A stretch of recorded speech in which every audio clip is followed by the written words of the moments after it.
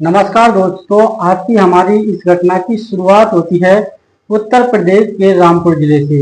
रामपुर जिले में एक अमलीपुर नाम का गांव पड़ता है और इसी अमलीपुर गांव में रहने वाली सुनीता सुनीता जो कि एक विधवा औरत होती है। एक साल पहले सुनीता के पति प्रवेश की लंबी बीमारी के कारण मौत हो जाती है, जिसकी वजह से सुनीता बिल्कुल टूट जाती है। फिर भी सुनीता देवी हिम्मत नहीं हारती है। सुनीता इसके बाद किसी फैक्ट्री के अंदर मेहनत मजदूरी का काम करना शुरू कर देती है, क्योंकि सुनीता के पास अपनी कोई भी कमाई का जरिया नहीं होता है। सुनीता के पास मात्र अपने आधे एकड़ जमीन जरूर होती है, लेकिन उस जमीन से उसके घर का गुजारा नहीं चलता था और इसी वजह से सुनीता इस फैक्ट्री में मजदूरी किया करती थी। लेकिन जैसे ही 5 महीने का समय गुजरता है तो इसके बाद सुनीता अपने मन में सोचने लग जाती है कि मैं कब तक मजदूरी करती रहूंगी, कोई दूसरा काम धंधा देख लेना चाहिए। सुनीता के परिवार में इसकी इकलौती बेटी होती है जिसका नाम पायल होता है। पायल जो कि 12वीं कक्षा में अपनी पढ़ाई किया करती थी। पढ़ाई लिखाई में पायल काफी तेज और होशियार लड़की होती है। पायल घर के कामकाज भी किया करती थी और इस तरीके से माँ और बेटे अपने घर के अंदर ठीक तरीके से रहती थी। लेकिन कुछ दिनों का समय गुजरने के बाद सुनीता अपने आप को इस घर के अंदर अकेलापन महसूस करने लगती है। रात के समय सुनीता का अकेलापन उसको काफी परेशान करने लग जाता है और इसी वजह से अब सुनीता किसी गैर लड़के के बारे में सोचना शुरू कर देती है। सुनीता देवी कई दिनों तक किसी गैर मर्द की तलाश भी करती है, लेकिन उसकी तलाश तब खत्म हो जाती है जब उसको कोई भी गैर मर्द नहीं मिलता है। और एक दिन ऐसा भी आ जाता है जिसमें शाम के करीब 6 बजे के आसपास का समय होता है। सुनीता अपने घर से बाहर निकलती है और अपनी पड़ोसन शिवानी के घर पर जाती है। शिवानी के घर के दरवाजे पर दस्तक देती है, लेकिन शिवानी अपने घर में नहीं होती है, बल्कि शिवानी का बेटा परवीन अपने घर में बिल्कुल अकेला होता है। इसके बाद जैसे ही परवीन घर के दरवाजे पर दस्तक की आवाज को सुनता है तो परवीन अपने घर का दरवाजा खोल लेता है। परवीन देखता है कि उसके घर के दरवाजे के सामने बहुत ही खूबसूरत महिला खड़ी होती है। परवीन की नजरें जैसे ही सुनीता के गोरे बदन पर पड़ती हैं तो उसकी खूबसूरती और सुंदरता को देखकर परवीन की आंखें खुली की खुली रह जाती हैं। परवीन ने आज तक अपनी जिंदगी में इतनी खूबसूरत और गोरे रंग की महिला नहीं देखी थी। परवीन अपने मन में सोचने लगता है कि आज तक मैंने इतनी खूबसूरत महिला अपनी जिंदगी में नहीं देखी। और इसके बाद जो ये महिला सुनीता होती है परवीन को कहने लगती है कि तुम्हारी माँ शिवानी कहाँ पर गई है। तभी परवीन कहता है कि वह पड़ोसियों के घर पर गई है, अब वे आने वाली है। और इसके बाद ये महिला सुनीता घर के अंदर चली जाती है। परवीन के साथ बैठकर मीठी मीठी बातचीत करना शुरू कर देती है। सुनीता भी कुछ कम नहीं होती है, इसका चरित्र बिल्कुल खराब होता है। सुनीता इस लड़के परवीन को देखकर अपने मन में सोचने लग जाती है कि परवीन एक हैंडसम और नौजवान लड़का है, क्यों ना इसी को अपने प्रेम जाल में फंसा लिया जाए और इसी के साथ अपना वक्त गुजार लिया जाए। जब ऐसी ऐसी बातें ये महिला सुनीता सोच रही होती है तो उसी समय परवीन की माँ शिवानी भी घर पर आ जाती है और फिर शिवानी और सुनीता दोनों घर के अंदर बैठ जाती हैं। दोनों आपस में बातचीत करना शुरू कर देती हैं। तभी सुनीता इस शिवानी को कहने लगती है कि शिवानी, आजकल मेरी मजदूरी का काम कुछ ठीक नहीं चलता है, मैं मजदूरी करना छोड़ना चाहती हूँ। जैसे ही मैं इस मजदूरी के काम को छोड़ दूंगी तो फिर मैं कोई और काम धंधा शुरू कर दूंगी। शिवानी कहती है कि तू कौन सा काम धंधा करना चाहती है। इसके बाद सुनीता कहती है कि इस गांव के अंदर कोई भी किराने की दुकान नहीं है और मैं एक बहुत बड़ी किराने की दुकान खोलना चाहती हूँ। मैं चाहती हूँ कि अपनी आधा एकड़ जमीन को किसी जमींदार के हाथ में बेच दूं और उसको बेचने के बाद जितने भी पैसे आएंगे उनसे अपनी किराने की दुकान कर लूंगी और जो पैसे बच जाएंगे उन पैसों से मैं अपनी बेटी पायल की शादी कर दूंगी। तभी उसकी उसी समय शिवानी कहती है, ये तो बहुत ही अच्छी बात है, तुम ऐसा करो, गांव के जमींदार रणवीर सिंह को अपनी आधा एकड़ जमीन बेच दो और फिर किराने की दुकान खोल लो। इस तरह से अब सुनीता की ये सारी बातें समझ में आ जाती हैं। सुनीता कहती है कि मैं इसी समय इस गांव के अंदर रणवीर सिंह के पास जाती हूँ। उसके बाद सुनीता उसके घर से बाहर निकलती है और रणवीर के घर पर चली जाती है। रणवीर जमींदार वहां से जो बातचीत की जाती है उसको कहती है कि मैं अपनी आधा एकड़ जमीन बेचना चाहती हूँ और फिर मैं कोई अच्छी सी किराने की दुकान खोलना चाहती हूँ। रणवीर कहता है कि मैं तुम्हारी जमीन खरीदने के लिए तैयार हूँ और इस तरीके से अब ये महिला सुनीता अपने आधा एकड़ जमीन रणवीर को बेच देती है।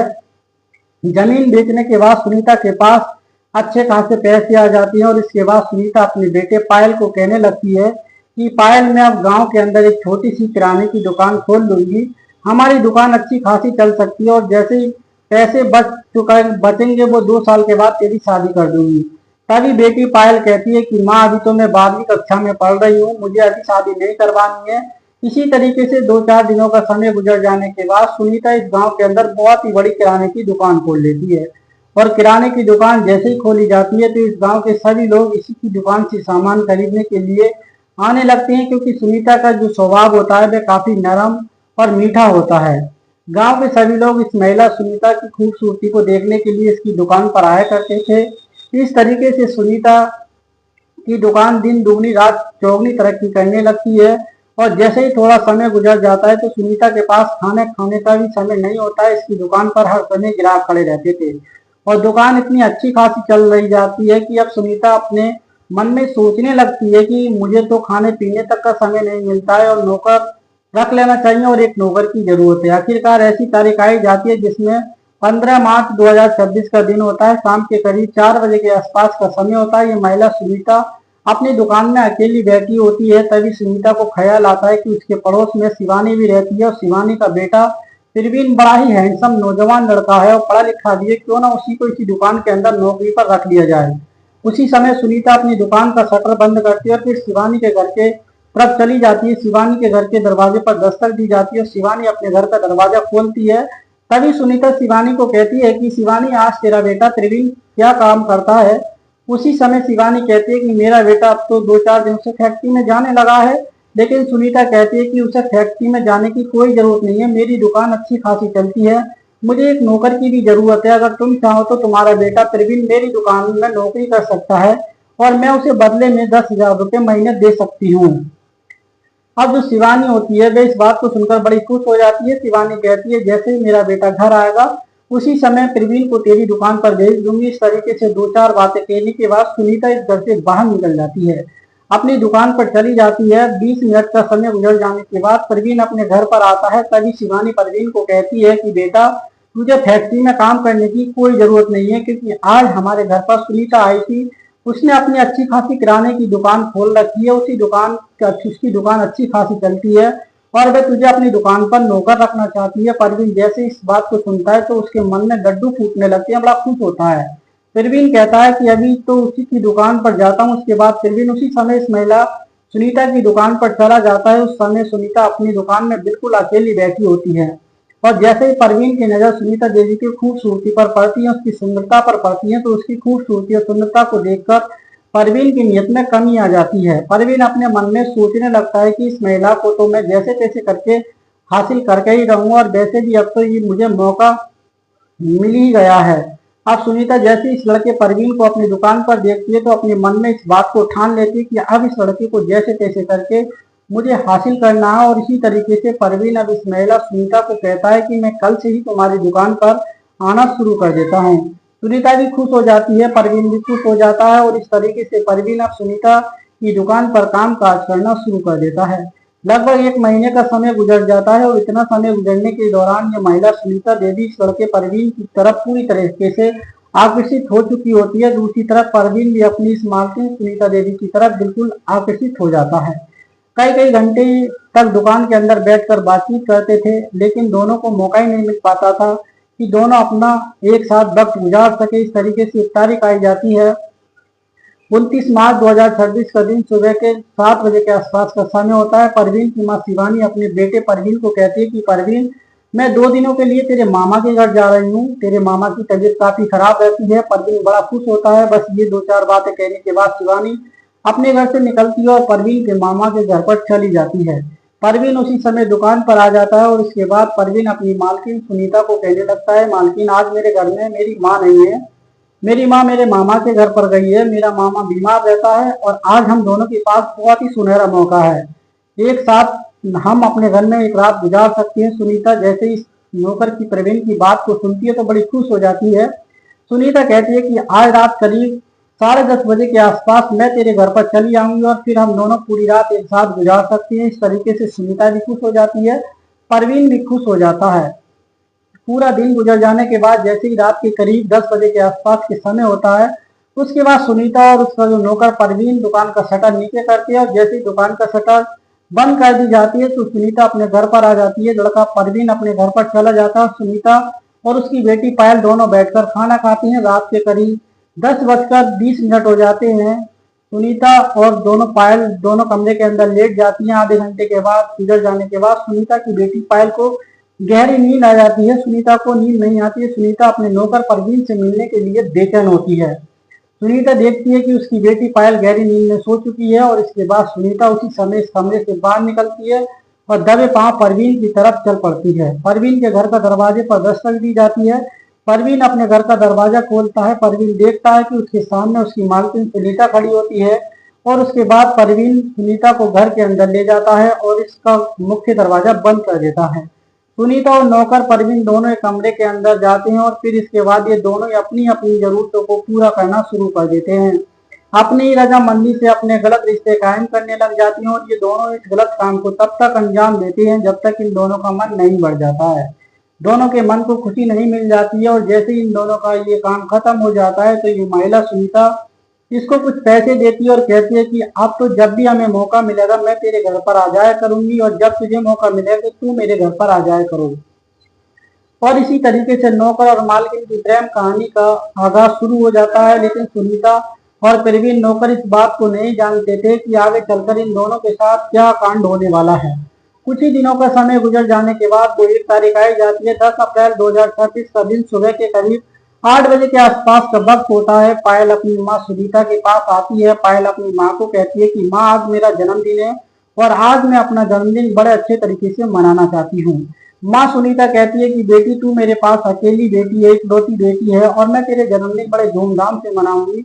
उसी समय सुनीता अपनी बेटी को ये बात कहती है कि आज मुझे सामान खरीदने के लिए यही दुकान का सामान खरीदने के लिए शहर जाना पड़ेगा और शहर से मैं तेरे लिए अच्छा सा केक भी खरीद कर लाने वाली हूँ। उसी तरीके से बस 2-4 बातें कहने के बाद सुनीता अपने घर से बाहर निकलती है, अपनी दुकान पर चली जाती है। थोड़ी देर के बाद नौकर परवीन दुकान पर आ जाता है और उसके बाद सुनीता अपने नौकर परवीन को कहने लगती है कि परवीन आज दुकान का सामान खरीदने के लिए हमें शहर में जाना पड़ेगा और शहर में तुम हमारे साथ जरूर जाओगे।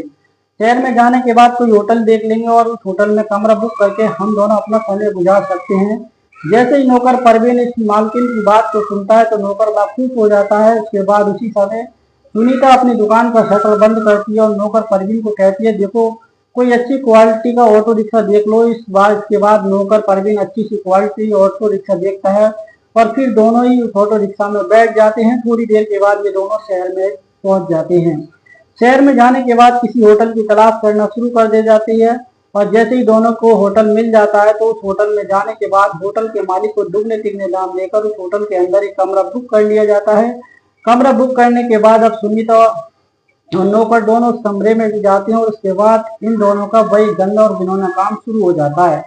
सुनीता और नौकर परवीन दोनों आज अपनी अपनी जरूरतों को पूरा करने लगते हैं, यानी अपनी रजामंदी से दोनों इस गलत काम को काफी देर तक अंजाम देते हैं और जैसे इन दोनों की अपनी अपनी सारी इच्छाएं जरूरतें पूरी हो जाती हैं तो इसके बाद सुनीता अपने इस नौकर को कहती है कि चलो शहर में भी जाते हैं, दुकान का सामान भी खरीदते हैं, बेटे के लिए केक भी खरीदते हैं। इसके बाद ये दोनों इस होटल से बाहर निकलते हैं, शहर में चले जाते हैं। नौकर परवीन और सुनीता दुकान का सामान खरीदते हैं और एक केक भी खरीद लिया जाता है और ये सारा सामान खरीदने के बाद शाम के करीब 7 बजे के आसपास दोनों गांव में वापस आ जाते हैं।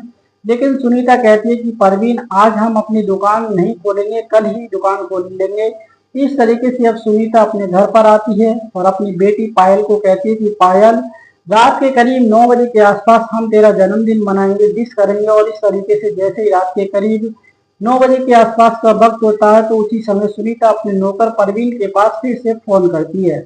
नौकर परवीन को कहती है कि मेरी बेटी का आज जन्मदिन भी है, उसके मनाने के लिए तुम्हें मेरे घर पर आना पड़ेगा। नौकर हंसता मुस्कुराता वो कहता है कि मैं तेरे घर पर आता हूँ और इसी तरीके से अब नौकर परवीन भी इसके घर पर आ जाता है। इसके बाद बेटी का जन्मदिन बड़ी धूमधाम से मनाया जाता है। पायल को ये कुछ भी नहीं पता होता है कि पायल इस बात के बारे में कुछ भी उसे भनक नहीं होती है और जैसे ही पायल का जन्मदिन मना लिया जाता है तो इसके बाद नौकर अपने घर पर चला जाता है और फिर पायल और पायल की माँ सुनीता खाना खाने के बाद गहरी नींद में सो जाती है। इसके बाद 2-4 दिनों का समय गुजर जाता है और फिर वो आखिर एक तारीख आई जाती है। 25 अप्रैल 2026 का दिन सुबह के करीब 9 बजे के आसपास का वक्त होता है। आज भी सड़के परवीन की माँ शिवानी अपने बेटे परवीन को कहती है कि बेटा तेरे मामा का फिर से कॉल आया था और मैं तेरे मामा की तबीयत खराब है, उनके घर पर जा रही हूँ, उन्होंने मुझे बुलाया है। मैं 2-4 दिनों में वापस आ जाऊंगी। अब वो इतना कहती है कि तुम अपना ख्याल रखना।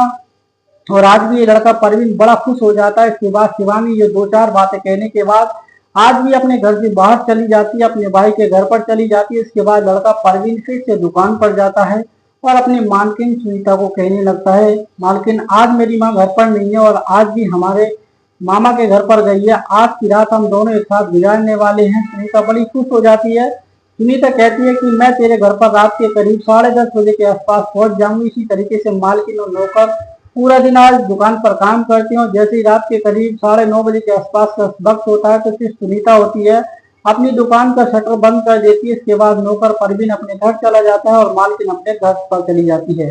इसके बाद आज भी सुनीता अपनी बेटी के साथ मिलकर खाना खाती है और माँ बेटी दोनों एक ही कमरे में लेट जाती हैं। पायल को थोड़ी देर के बाद गहरी नींद आ जाती है और फिर सुनीता उसी समय अपने घर से बाहर निकलती है और परवीन नौकर के घर पर चली जाती है। परवीन घर के दरवाजे पर दस्तक दी जाती है। परवीन अपने घर का दरवाजा खोल देता है। परवीन देखता है कि उसकी खूबसूरत मालकिन उसके घर के सामने खड़ी होती है और फिर परवीन अपने मालकिन को लेकर के घर के अंदर चला जाता है। घर का मुख्य दरवाजा बंद कर देता है और आज की भी रात परवीन नौकर और इस मालकिन के बीच गलत रिश्ते कायम होने लग जाते हैं। लेकिन दूसरी तरफ सुनीता की बेटी पायल की आंख खुल जाती है। पायल देखती है कि उसकी माँ घर के अंदर नहीं होती है, ना ही वह अपने बिस्तर पर होती है। पायल अपनी माँ को सुनीता को पूरे घर में तलाश करती है, आवाज लगाती है, देखती है रात के तकरीबन 12 बजे के आसपास का वक्त हो चुका था। पायल अपने मन में सोचने लग जाती है कि उसकी माँ आखिरकार कहाँ चली गई, इतनी रात गए। पायल जैसे ही अपनी घर से बाहर निकलती है तो परवीन का घर भी सामने ही होता है और वो पायल गली में खड़ी होकर अपनी माँ को इधर उधर तलाशना शुरू कर देती है। और उसी समय परवीन के घर का दरवाजा खुलता है और परवीन के घर से सुनीता देवी बाहर निकलती है। सुनीता जैसे ही घर से बाहर निकल रही होती है तो उसकी बेटी पायल उसको देख लेती है। पायल सब कुछ समझ जाती है। पायल समझ जा चुकी होती है कि उसकी माँ गलत रास्ते पर चल पड़ी है। उसकी माँ सुनीता अपने नौकर प्रवीण के साथ जो है आज जो है रात को बिता कर आई है। पायल अपनी माँ को कुछ भी भनक नहीं होने देती है और वह अपने घर के अंदर प्रवेश करती है, अपने बिस्तर पर जाकर लेट जाती है। 20 मिनट का समय गुजरने के बाद पायल की माँ सुनीता भी घर के अंदर प्रवेश कर जाती है और पायल के पास जाकर लेट जाती है। लेकिन पायल अपने मन में इस बात को सोचने लगती है कि उसकी माँ गलत रास्ते पर है, उसको सजा तो भुगतनी पड़ेगी। इसी तरीके से आज की पूरी रात गुजर जाती है और करीब 1 तारीख आई जाती है। 25 अप्रैल 2026 का दिन 7 बजे के आसपास का वक्त हो चुका था। पायल उसी समय अपने घर से पैसे लेकर बाहर निकलती है और एक मेडिकल शॉप पर चली जाती है। मेडिकल शॉप पर एक लड़का बैठा होता था जिसका नाम अरविंद होता है। अरविंद को कहती है कि मुझे नींद की कुछ गोलियां खरीदनी है। अरविंद जैसे ही इस लड़की पायल को देखता है, इसकी खूबसूरती को देखता है, तो इसकी खूबसूरती को देखकर ये लड़का कहने लगता है कि मेरे पास नींद की गोलियां नहीं है। लेकिन पायल इस लड़के का इशारा समझ चुकी होती है। पायल उसी समय नरेंद्र को कहती है कि जो तुम अपने मन में इच्छा दबाए हुए है, मैं उस इच्छा को पूरा कर सकती हूँ, मुझे तुम्हारे साथ एक रात गुजार सकती हूँ, लेकिन तुम मुझे नींद की दवाई ये दे दो। अरविंद जैसे इस लड़की पायल की बात को सुनता है तो नरेंद्र अपने मन में सोचने लग जाता है कि लड़की मेरे साथ रात गुजारने के लिए तैयार है।